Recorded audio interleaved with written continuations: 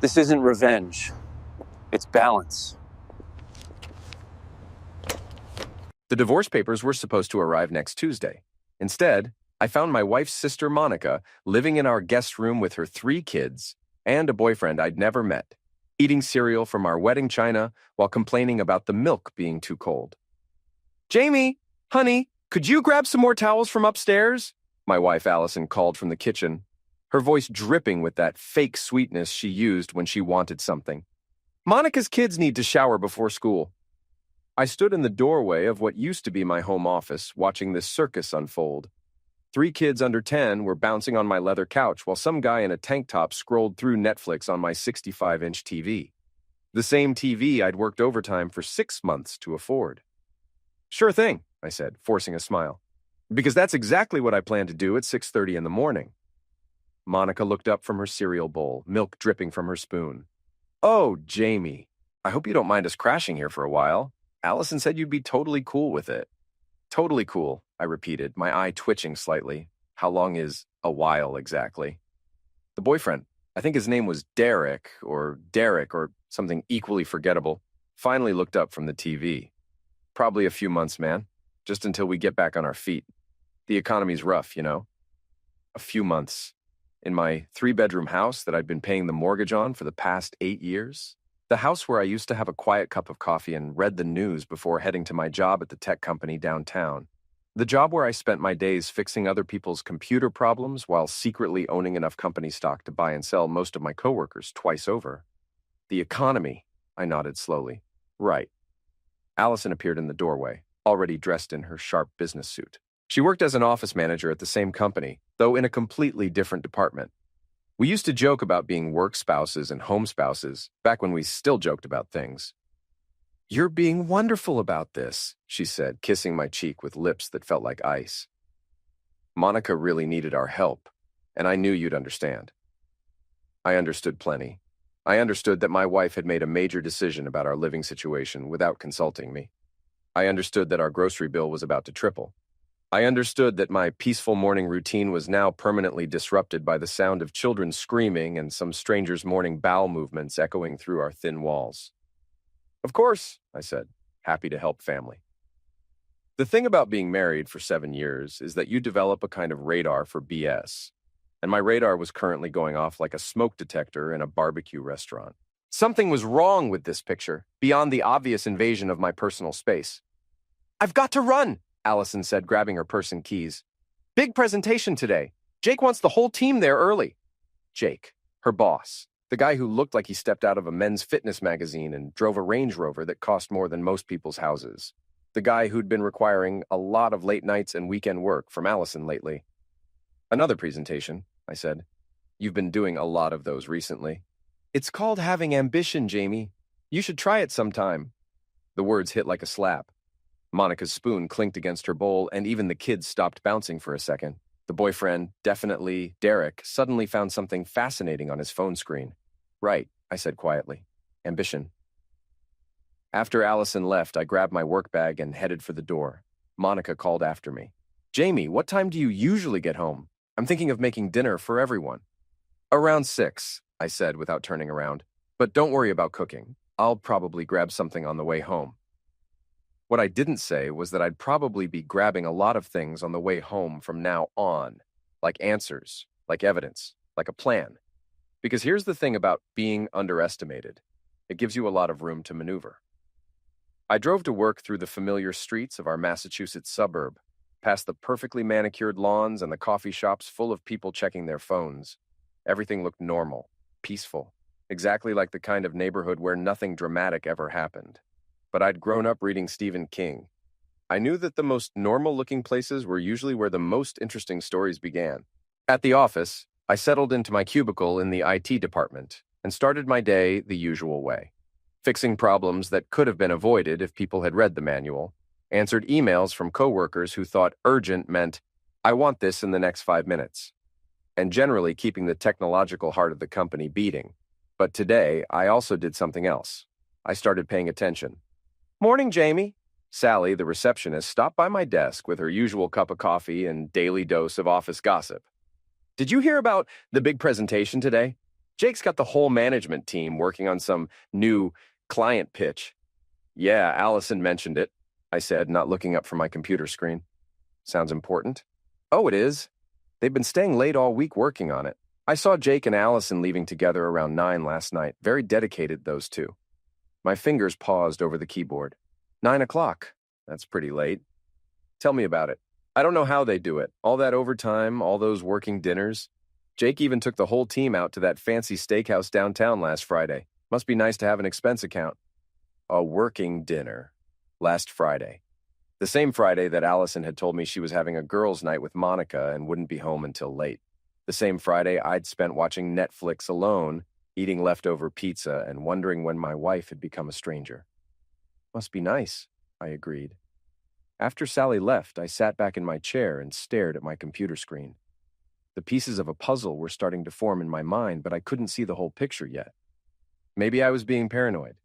Maybe there was a perfectly innocent explanation for everything, but my gut was telling me otherwise.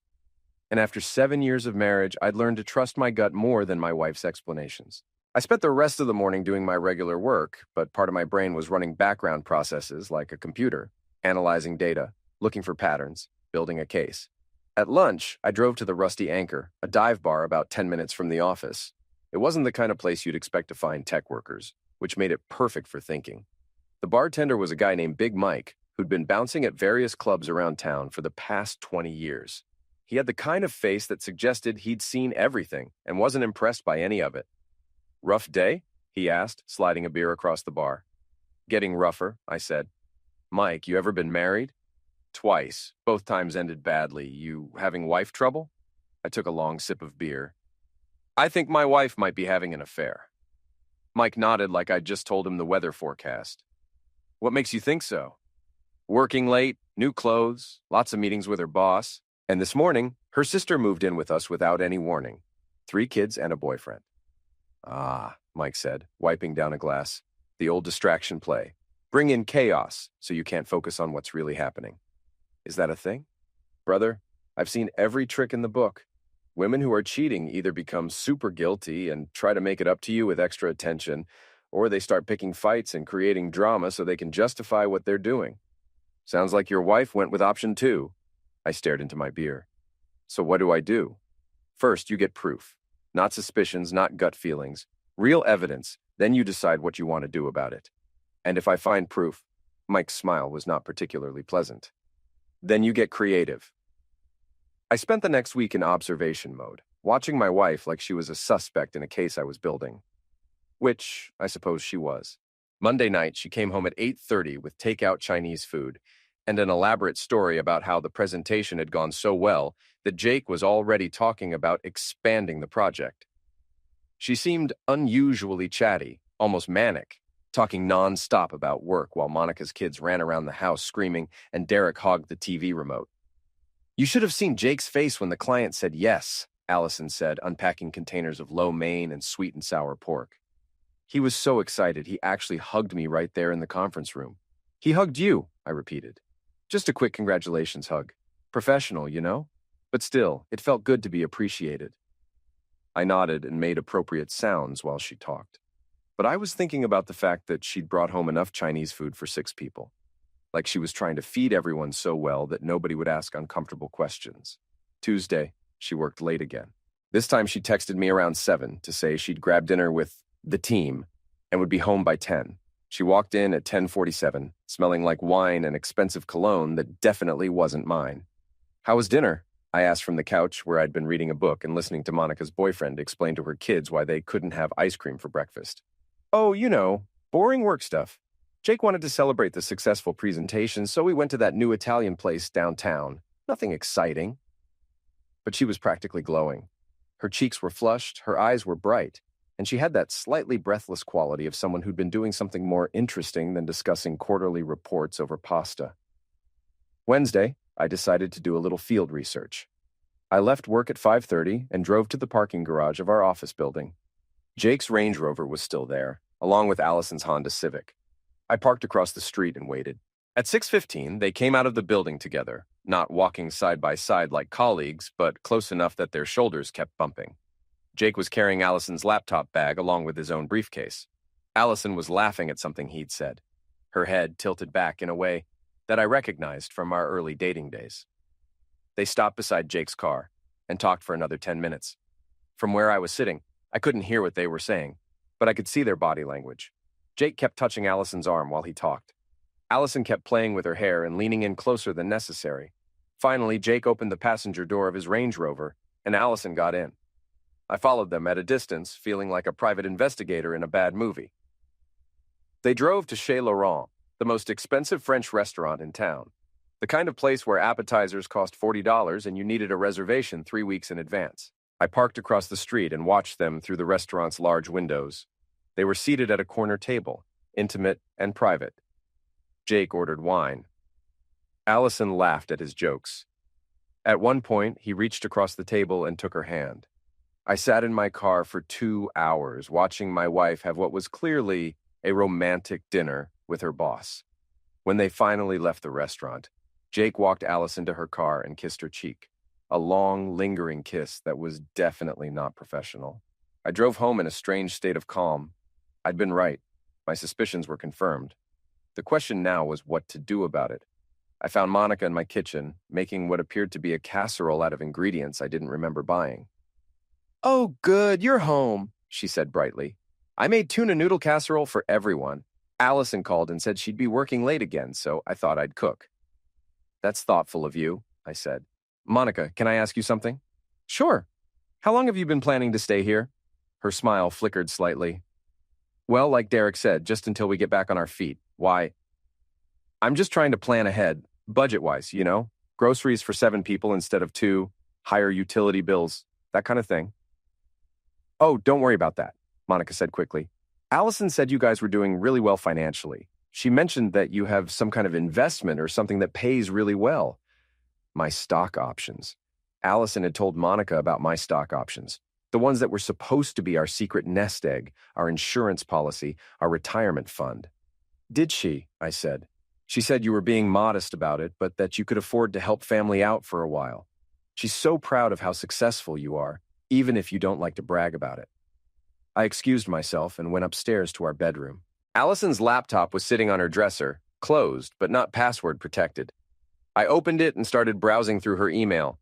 Most of it was routine work stuff, but buried in her sent folder, I found a message to Monica from 3 weeks ago. "Jamie won't mind if you stay with us for a while. He's actually doing really well financially. He has stock options from his company that are worth a lot more than he lets on. Don't worry about expenses, we can handle it. Besides, it might be good to have some company around the house." 3 weeks ago. She'd invited Monica to stay with us 3 weeks ago, right around the time her late nights with Jake had started becoming a regular thing. I kept digging and found something even more interesting, a series of emails between Allison and Jake that were definitely not about work. They were careful not to be too explicit, but the subtext was clear. "Looking forward to our meeting tomorrow night to discuss the Henderson account. Same here. I've made reservations at that place we talked about. Jay. Perfect. I'll tell Jamie I'm working late again. He never questions it. Good. See you at 7. Wear that blue dress. Jay. I sat on the edge of our bed, staring at the screen. There it was, in black and white.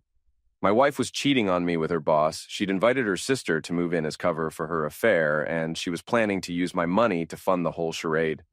The smart thing would have been to take screenshots, call a lawyer, and start divorce proceedings.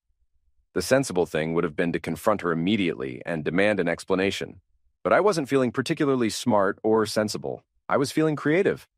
I closed the laptop and went back downstairs. Monica was setting the table while Derek helped the kids with homework and complained about the noise level. "Monica," I said, "I just realized I never asked what happened with your apartment. Why did you have to move out so suddenly?" She glanced at Derek, who suddenly became very interested in a math worksheet. "Oh, landlord issues. He wanted to raise the rent and we couldn't afford it." "That's terrible. How much was he trying to charge?" Another glance at Derek. It was pretty expensive." "I bet.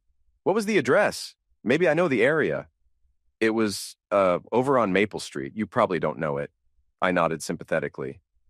Maple Street. That's funny because I was over there just last week visiting my buddy Tom, and he mentioned that most of those apartments are income-restricted housing. Really affordable, actually. He's been on the waiting list for 2 years. Monica's face went red. Derek suddenly stood up from the table. I'm going to go get some air, he announced, and walked out the back door. Monica, I said gently, what really happened? She burst into tears. Derek lost his job 3 months ago, and we got evicted because we couldn't pay rent. We've been staying in my car with the kids, and I was desperate. When Allison said we could stay here, it seemed like a miracle. And Allison knew you were living in your car? Monica nodded miserably. She said you'd understand because you're such a good guy and that you could afford to help us out. So that was it. Allison had rescued Monica's family to create a distraction, knowing that I wouldn't throw 3 kids out on the street no matter how inconvenient their presence was. It was actually pretty brilliant in a sociopathic kind of way. Monica, I said, how would you feel about staying somewhere more permanent, somewhere you and the kids could have your own space? She looked up hopefully. Do you know of somewhere? I might. Let me make some calls. That night I lay in bed next to my sleeping wife and stared at the ceiling, planning. Allison had created a complicated situation, using her sister's desperation and my own decent instincts against me. But complicated situations could be turned around, if you knew which levers to pull. I was about to become very good at pulling levers. Thursday morning, I called in sick to work and spent the day making arrangements. First, I called my buddy Tom, who worked in property management. Tom, remember you mentioned that apartment complex on Maple Street has some openings? Yeah, a couple of 2 bedrooms just opened up. Income restricted, but if someone qualifies, the rent's only $400 a month. Why? I've got a family situation. My wife's sister and her 3 kids need a place. Single mom, boyfriend's unemployed. They'd probably qualify. Sure, I can get them an application. They could probably move in next week if their paperwork checks out. Next, I called my lawyer, Dave Morrison, who'd handled the purchase of our house and my stock option agreements. Dave, hypothetical question. If someone wanted to divorce their spouse and that spouse had been having an affair, how would that affect the division of assets? In Massachusetts, well, we're a no-fault state, so technically the affair wouldn't matter for property division. But if you could prove that the cheating spouse was spending marital assets on the affair or hiding assets, that could be relevant. Why? You having problems with Allison? Maybe. What if the cheating spouse had been using marital funds to support family members without the other spouse's consent? That could be considered dissipation of marital assets. You'd want documentation, bank records, receipts, that kind of thing. And what about stock options that were earned before the marriage? Those would typically be considered separate property, especially if they were from employment that predated the marriage. Jamie, are you okay? You sound like you're planning something. Just thinking ahead, I said. Thanks, Dave. My final call was to Big Mike at the Rusty Anchor. Mike, you still know people in the repo business? Maybe. What do you need? Information. If someone wanted to make life difficult for a guy who drives an expensive car, hypothetically speaking, what would be the most effective approach? Hypothetically, I'd say the most effective approach would be to let the guy make his own life difficult. Rich guys who are cheating usually make stupid decisions. You just have to be patient and let them hang themselves. And if patience wasn't an option, Mike laughed, then I'd say you need to think bigger than just the car. You need to think about reputation. Rich guys care more about their reputation than their toys. That afternoon, I drove to Monica's kids' school and waited in the pickup line. When she arrived to collect them, I rolled down my window. Monica! I found you guys a place. Her face lit up. Really? 2-bedroom apartment, $400 a month. It's income-restricted housing, so you'll need to fill out some paperwork, but my friend Tom says you'll qualify easily. You could move in as early as next week. Jamie, that's amazing, but $400 a month? We can't afford that right now, with Derek not working. Don't worry about it. I'll cover the first 6 months' rent and the security deposit. Consider it a family loan. You can pay me back when Derek finds work. Monica started crying again, but this time from relief. I can't believe you're doing this for us. Allison was right. You really are the best. Just promise me something, I said. Don't tell Allison about this yet. I want to surprise her. Of course! She's going to be so proud of you. That evening, Allison came home at her usual late hour, looking slightly disheveled and smelling like wine again. Monica had made another elaborate dinner, and the whole family was gathered around our dining room table like some kind of Norman Rockwell painting, if Norman Rockwell had painted scenes of domestic deception. How was work? I asked as Allison sat down. Exhausting. Jake's got us working on 3 different projects now. The client was so impressed with our presentation that they want to expand the scope of work. That's great news. More work means more overtime pay, right? Allison paused with her fork halfway to her mouth. Well, I'm salaried, so not exactly, but it's good for my career. Of course. And Jake appreciates all the extra effort you're putting in. He's been very supportive. He knows how hard I'm working, and he makes sure to acknowledge it. I bet he does, I thought. Speaking of work, I said, I've been thinking about my stock options lately. With the company doing so well, they're worth quite a bit more than they were when I first got them. Monica looked up from her plate. Stock options? Jamie's being modest, Allison said quickly. He got some stock in the company as part of his employment package. It's not a big deal. Actually, it kind of is, I said. I checked the current value today. They're worth about $400,000. Derek choked on his meatloaf. Monica's eyes went wide. Allison's face went pale. 400,000? Monica gasped. Jamie, you're rich. Not rich exactly. The options don't vest for another 2 years, so I can't cash them out yet. But on paper, yeah, it's a nice nest egg. I watched Allison's face carefully. She was doing mental calculations, probably figuring out how much money she'd have access to in a divorce settlement, not realizing that the options were mine alone, since I'd earned them before we got married. That's wonderful, honey, she said, but her voice sounded strained. I had no idea they were worth so much. The tech sector's been booming. My buddy in HR says some of the guys who've been there longer than me are looking at retirement money. After dinner, I helped Monica with the dishes while Allison disappeared upstairs to answer some work emails. Monica, I said quietly, I meant what I said about the apartment. You and the kids deserve your own space. I still can't believe you're doing this for us. Allison's so lucky to have you. I'm lucky to have family who needs help, I said. That's what family's for. But as I said it, I was thinking about how unlucky Allison was about to become. Later that night, after everyone had gone to bed, I sat in my home office and started phase 2 of my plan. I created a fake email account and sent an anonymous message to Jake's wife, Renee. I think you should know that your husband has been having dinner with a female co-worker several times a week. They seem very close. I thought you'd want to know. A concerned friend. I included the name of the restaurant where I'd seen them, along with the dates and times I'd observed them together. Then I sent a similar email to HR at our company, reporting a potential inappropriate relationship between a supervisor and his subordinate. Finally, I sent an email to myself from the fake account so that if anyone ever traced the messages, it would look like I was a victim of the same anonymous tipster, not the source. By the time I went to bed, I felt like a chess player who'd just moved his pieces into position for checkmate. Allison was still awake, staring at her phone in the dark. Everything okay? I asked. Just work stuff, she said. Jake's been getting some strange emails. Someone's been sending anonymous messages to various people at the company. It's probably just a disgruntled employee or something. That's weird. What kind of messages? Oh, just nonsense. Probably someone who got fired and wants to cause trouble. I made sympathetic noises and rolled over, hiding my smile in the darkness. The trap was set. Now I just had to wait for everyone to walk into it. Friday afternoon, I got a text from Allison. Working late again tonight, don't wait up. But this time, instead of going home, I drove back to the Rusty Anchor to meet Big Mike. I'd called him earlier and asked if he wanted to help me with a little project. So, what's the plan? Mike asked, sliding a beer across the bar. My wife and her boss are having dinner at Chez Laurent again tonight. I'm thinking it's time they had some company. Mike grinned. What kind of company? The kind that takes pictures. Mike knew a guy who worked as a freelance photographer for the local newspaper. For $200, he was willing to spend his Friday evening taking candid photos of diners at an upscale restaurant. Just make sure you get clear shots of their faces, I told him, and try to catch them holding hands or anything that looks romantic. At 8 o'clock, I got a text message with 6 high-resolution photos attached. Jake and Allison holding hands across the table. Jake feeding Allison a bite of dessert. Allison laughing with her hand on Jake's arm. The final photo showed them kissing in the restaurant's parking lot. Perfect, I texted back. Send me your PayPal.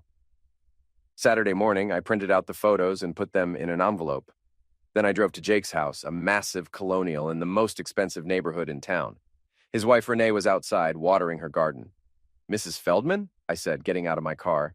I'm Jamie Kearney. My wife Allison works for your husband. Oh, yes, she said, smiling politely. Jake's mentioned Allison. She's been very dedicated to the new project.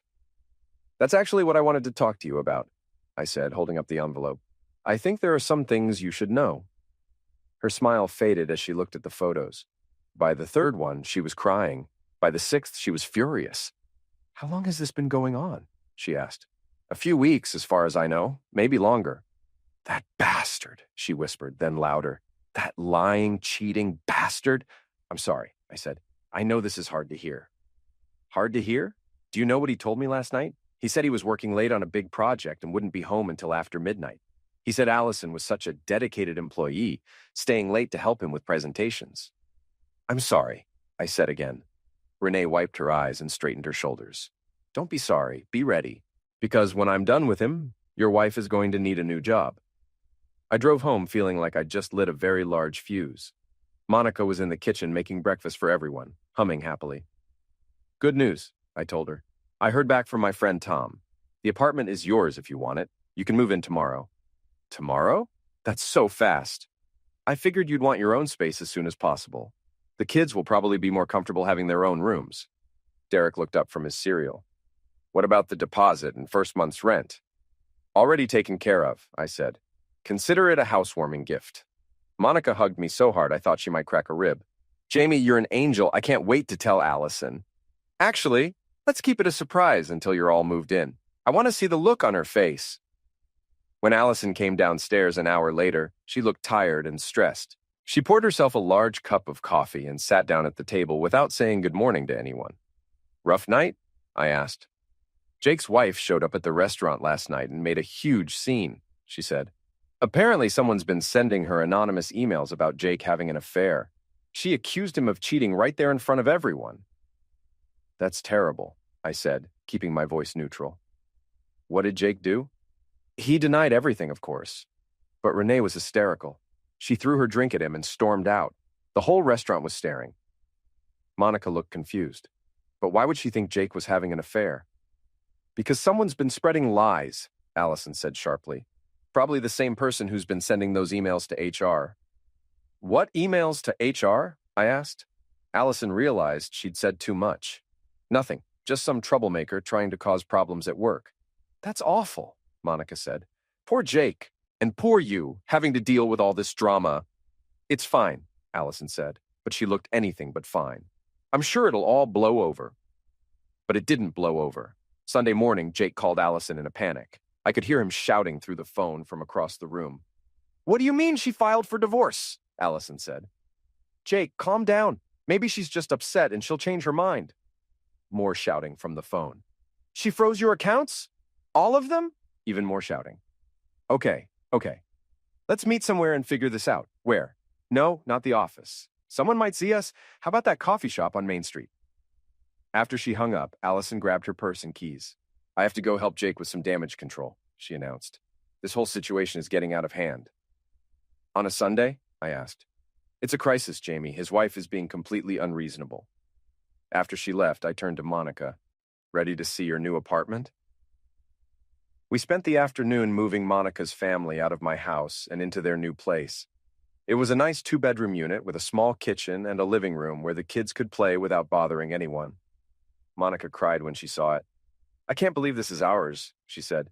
The kids can go to school from here, and Derek can look for work without worrying about where we're sleeping. Everyone deserves a stable home, I said, especially kids.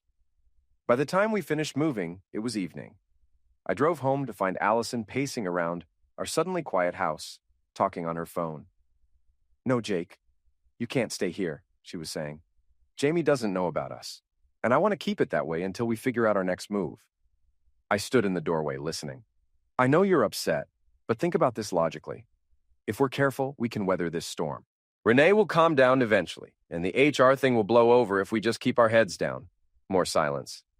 Of course I love you, but we have to be smart about this. I'll figure out a way for us to be together, but it's going to take time. She turned around and saw me standing there. Her face went white. I have to go, she said into the phone, and hung up. Who was that? I asked. Just Monica, she said quickly. She was thanking me for letting them stay here. That's funny, I said. Because Monica's been busy all day moving into her new apartment. Allison's mouth opened and closed like a fish. New apartment? I found her a place, income-restricted housing, very affordable. She and the kids moved in this afternoon. I thought you'd be happy that they found somewhere permanent. You moved them out without telling me? I wanted it to be a surprise. Monica was so grateful. She kept saying how lucky you are to have such a thoughtful husband. Allison sat down heavily on the couch. Jamie, we need to talk. Do we? I asked, because I was just thinking the same thing. And that's when I knew the real confrontation was about to begin. Jamie, Allison said, I think we need to discuss our marriage. I sat down across from her, noting how she'd positioned herself near the door, like she was planning an escape route. I'm listening. We've been growing apart lately. You must have noticed. We want different things. We have different goals. I've been thinking that maybe we'd both be happier if we took a break. A break, I repeated. Maybe a trial separation, just to see how we feel about things. I could stay with Monica for a while, give us both some space to think. Monica, who just moved into a 2-bedroom apartment with 3 kids and a boyfriend? Allison's face flushed. I'm sure we could work something out. Or, I said, you could stay with Jake. Since his wife just filed for divorce, I'm sure he's got plenty of room. The color drained from her face. I don't know what you're talking about. Really? Because I could have sworn I just heard you on the phone with him, talking about how much you love him and how you're going to figure out a way to be together. She stood up quickly. You were eavesdropping on a private conversation. In my own living room, hard to avoid. I pulled out my phone and showed her the photos from Friday night. Nice pictures, by the way. You two look very happy together. Allison stared at the photos, her mouth hanging open. Where did you get these? Does it matter? The point is, I know about the affair. I know about the late nights, the romantic dinners, the whole thing. What I don't understand is why you didn't just ask for a divorce instead of creating this elaborate charade with your sister. It's not what you think, she said weakly. It's exactly what I think. You wanted to have your affair while keeping me as a backup plan. Monica and her kids were cover, a distraction to keep me busy while you figured out whether Jake was going to leave his wife for you, which, judging by that phone call, doesn't seem to be working out so well. Allison collapsed back onto the couch. Jake loves me. He's just scared because of the divorce proceedings. Once things settle down, he's going to realize that sleeping with a subordinate during a messy divorce was probably the stupidest thing he could have done. His wife's lawyers are going to have a field day with these photos. You sent the photos to his wife? Allison's voice was a whisper. I thought she deserved to know what kind of man she was married to. Just like I deserved to know what kind of woman I was married to. Allison started crying. Jamie, please, I made a mistake. I was confused and flattered by the attention and things got out of hand. But it doesn't have to end our marriage. We can work through this. Can we? Because I'm pretty sure you told Monica that I was doing really well financially and could afford to support her family indefinitely. I'm pretty sure you've been planning this for weeks, using my money and my kindness to create a situation where you could cheat on me with impunity. I never meant for it to go this far, but it did go this far, and now we have to deal with the consequences. My phone rang. The caller ID showed Jake's name. Should I answer it? I asked Allison. Maybe Jake wants to apologize for sleeping with my wife. Please don't, she begged. I answered the phone and put it on speaker. Hello, Jake. Jamie. His voice was tight with anger. I think you and I need to have a conversation. I'm listening. You've been spreading lies about me and Allison, sending anonymous emails, hiring photographers to follow us around. That's maltreatment, and I'm going to sue you for everything you're worth. I laughed. Sue me for what? Taking pictures of you in a public restaurant? Sending factual information to your wife? Good luck with that. You destroyed my marriage? No, Jake. You destroyed your marriage when you decided to cheat on your wife with your employee. I just documented it. Allison and I are in love. We're going to be together as soon as this mess gets sorted out. I looked at Allison, who was shaking her head frantically. Is that right, Allison? Are you in love with Jake? She stared at me, tears streaming down her face, unable to speak. Because, I continued, it seems to me like Jake's about to lose half his assets in a divorce, plus his job when HR finishes their investigation into his inappropriate relationship with a subordinate. Not exactly the stable future you were hoping for, is it? Jake's voice came through the phone. Allison, tell him. Tell him we're going to be together. Allison looked at me, then at the phone, then back at me. I could see the exact moment when she realized that her fantasy of running off with her rich boss was crumbling around her. Jake, she said quietly, maybe we should wait until things calm down before we make any big decisions. What? Allison, you said you loved me. I do, but Jamie's right. This isn't the best time to... Are you kidding me? I'm losing everything because of you, and now you're backing out? I'm not backing out. I just think we should be practical. Practical? You want practical? Here's practical. I'm about to be unemployed and broke, and you're about to be divorced and homeless. How's that for practical? The line went dead. Jake had hung up. Allison and I sat in silence for a long moment. So, I said finally, how did that work out for you? Don't, she whispered. Don't what? Don't point out that your boyfriend just threw you under the bus the second things got difficult? Don't mention that you're about to lose your job along with your marriage? Don't observe that your brilliant plan has backfired spectacularly? I said don't. Or what? You'll move in with Monica? Oh, wait, you can't because I made sure she has her own place now. You'll get half of everything in the divorce? Sorry, but my stock options are separate property since I earned them before we got married. You'll find another job? Good luck explaining why you left your last position. Allison stood up, her face twisted with rage. You bastard! You planned all of this, didn't you? Moving Monica out, sending those photos, setting us up. You manipulated everything. I documented everything, I corrected. There's a difference. I didn't make you have an affair. I didn't make Jake cheat on his wife. I just made sure there were consequences. You destroyed my life. No, Allison, you destroyed your own life. I just refused to let you destroy mine in the process. She grabbed her purse and headed for the door. I'm leaving. Good idea. I'll have divorce papers drawn up on Monday. She stopped with her hand on the doorknob. Jamie, please, can't we at least try to work this out? I know I made mistakes, but we've been together for 7 years. That has to count for something. It does count for something, I said. It counts as 7 years I'll never get back. After she left, I sat in my quiet house and opened a beer. My phone buzzed with a text from Big Mike. How did it go? Better than expected, I texted back. Want to celebrate? First round's on me. I looked around at my empty house, at the dining room table where Monica's kids had eaten breakfast that morning, at the couch where Derek had hogged the remote control, at the kitchen where my wife had planned her affair while making small talk about her day. Actually, I texted back, I think I'll just stay home tonight. I'm enjoying the peace and quiet. But even as I typed it, I knew this wasn't the end of the story. It was just the end of the beginning. Monday morning brought a series of phone calls that confirmed what I'd already suspected. Jake's world was falling apart even faster than Allison's. The first call came from Sally at the office. Jamie, you're not going to believe what happened over the weekend.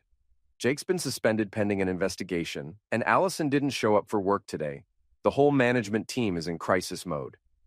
Suspended for what? I asked, though I already knew the answer. HR got some anonymous tips about inappropriate conduct. Plus, his wife hired a private investigator who apparently has photos of Jake and Allison together. The company's lawyers are freaking out about potential liability. That's terrible, I said, not meaning it at all.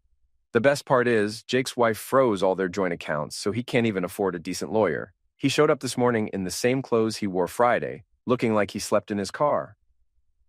After I hung up, I called Dave Morrison, my lawyer. Dave, I need to file for divorce. Adultery, irreconcilable differences, the works. I'm sorry to hear that, Jamie. Do you have evidence of the adultery? Photos, witnesses, documentation of them using company resources for personal meetings. Plus, I recorded a phone conversation where they both admitted to the affair.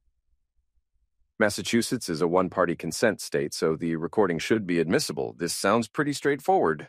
When do you want to file? Today, if possible. And Dave, I want to make sure she doesn't get a penny of my stock options. Those should be protected as premarital assets, but I'll make sure the paperwork is ironclad. My second call was to Tom, my property manager friend. Tom, how are Monica and the kids settling in? Great. She already filled out an application for a job at the grocery store down the street. Seems like a nice family. You did a good thing there, Jamie. I'm glad it worked out. Listen, I need another favor. Do you know anyone who's hiring? Monica's boyfriend, Derek, needs work. Actually, yeah, the maintenance crew at our main office complex is shorthanded. It's not glamorous, but it pays decent and has benefits. Derek seems like a strong guy. Perfect. Can you put in a word for him? Consider it done.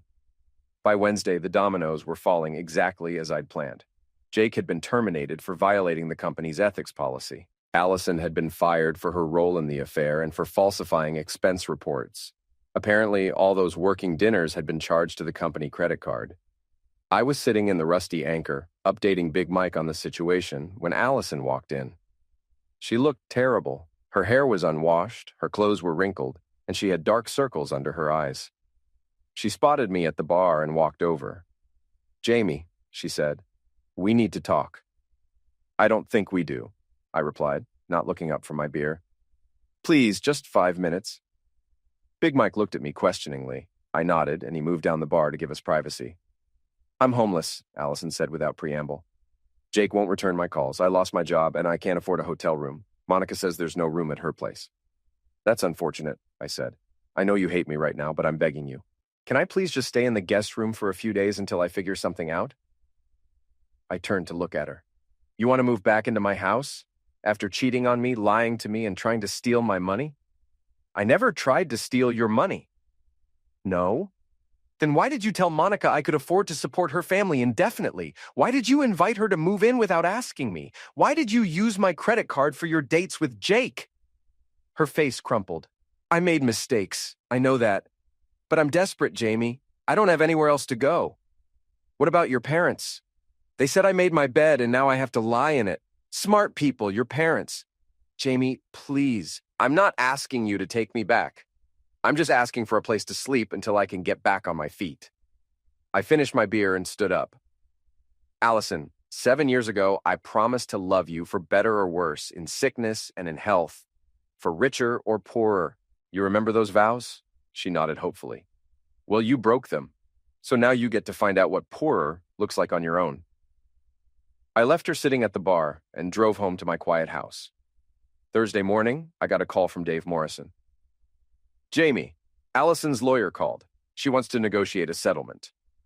"What kind of settlement? Alimony, division of household goods, that sort of thing?" "She's claiming she gave up career opportunities to support your marriage and deserves compensation," I laughed. "She gave up career opportunities? She got fired for sleeping with her boss and stealing from the company." That's what I told her lawyer. He didn't have much of a response. "What are you recommending?" "Honestly, nothing. She has no claim to your premarital assets. She was employed throughout the marriage, and she's the one who committed adultery. I think we can get a clean break with no alimony.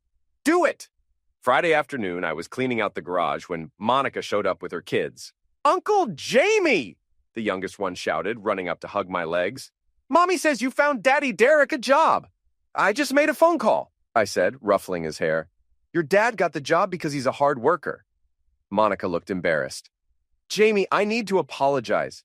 I had no idea what Allison was doing. If I'd known she was cheating on you, I never would have moved in here." "You don't have anything to apologize for," I said. "You needed help, and I was able to provide it. That's what family does.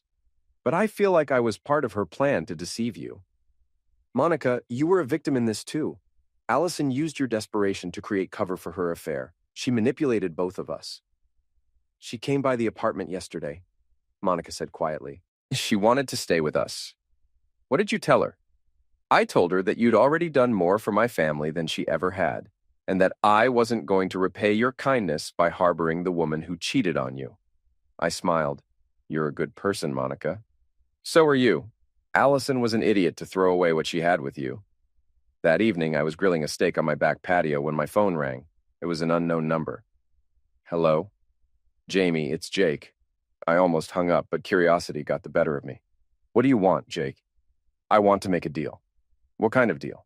"I'll give you $50,000 if you tell everyone that those photos were fake, that you hired actors or used Photoshop or something."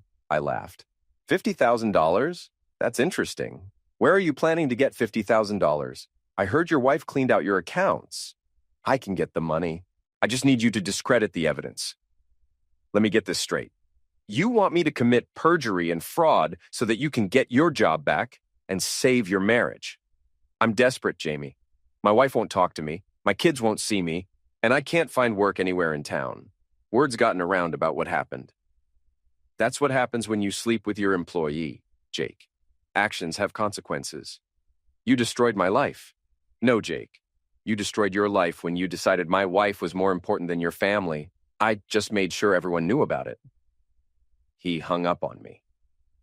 Saturday morning, I was reading the newspaper on my front porch when a car pulled into my driveway. Allison got out carrying a suitcase. "Jamie," she called, walking up to the porch. "I'm leaving town." "Good for you," I said, not looking up from the sports section. "I got a job in California. Customer service for a tech company. It doesn't pay much, but it's a fresh start." "Congratulations." She set her suitcase down and sat on the porch steps. "I want you to know that I'm sorry. Not just because I got caught, but because I hurt you. You didn't deserve what I did." I folded the newspaper and looked at her. "You're right. I didn't. I convinced myself that you didn't love me anymore, that we were just going through the motions. I told myself that the affair was justified because our marriage was already over. Was it over?" She was quiet for a long moment. "No, I think I was just bored and flattered by the attention. Jake made me feel special, important. But he was just using me, wasn't he?" "What do you think?" "I think he wanted someone young and available who wouldn't make demands on him. When things got complicated, he'd drop me like a hot potato. And now? Now I'm 32 years old, unemployed, divorced, and starting over in a city where I don't know anyone." She wiped her eyes. "I guess I got what I deserved." "Allison," I said, "I want you to understand something. I didn't destroy your life out of spite or revenge. I did it because you were destroying mine, and I couldn't let that happen." "I know. If you'd come to me 6 months ago and said you were unhappy, that you wanted a divorce, we could have worked something out. We could have ended this like adults. But instead, I chose to lie and cheat and manipulate." "Yes." She stood up and picked up her suitcase. "For what it's worth, you're a good man, Jamie. Better than I deserved. Take care of yourself, Allison." I watched her drive away, and for the first time in months, I felt completely at peace.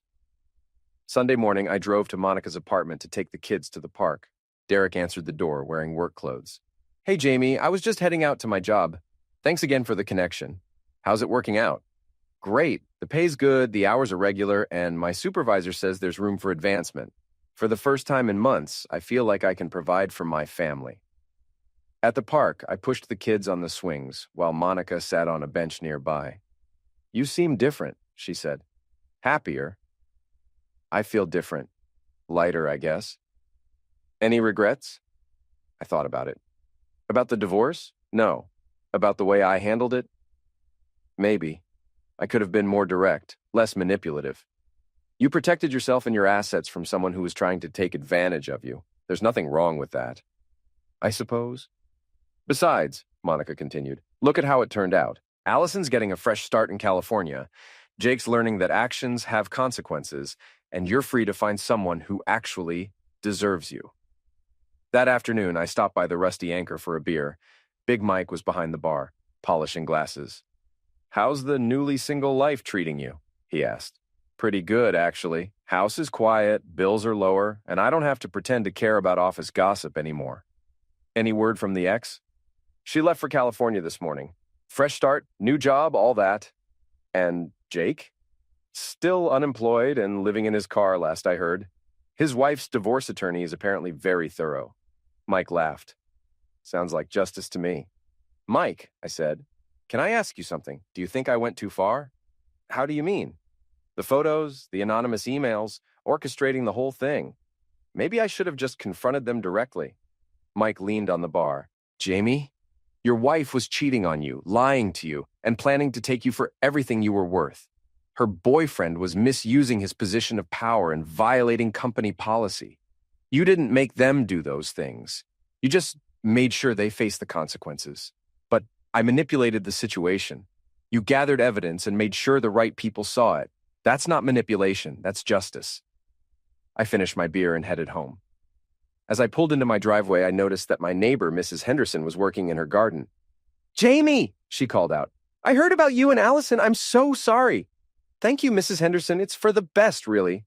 "That's a very mature attitude, and I have to say, it's nice to see Monica's children doing so well. You did a wonderful thing, helping them get their own place.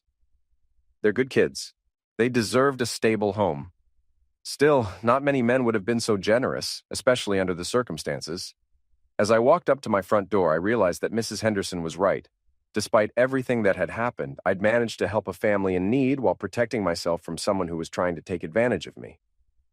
Inside my quiet house, I made myself dinner and settled down to watch a movie. For the first time in months, I didn't have to worry about what lies I might hear, what drama might unfold, or what manipulations might be attempted. I was free, and it felt better than revenge. 3 months later, I was promoted to senior IT manager at my company. The stock options I'd earned were now worth even more, and I'd started dating a woman named Sarah who worked in accounting.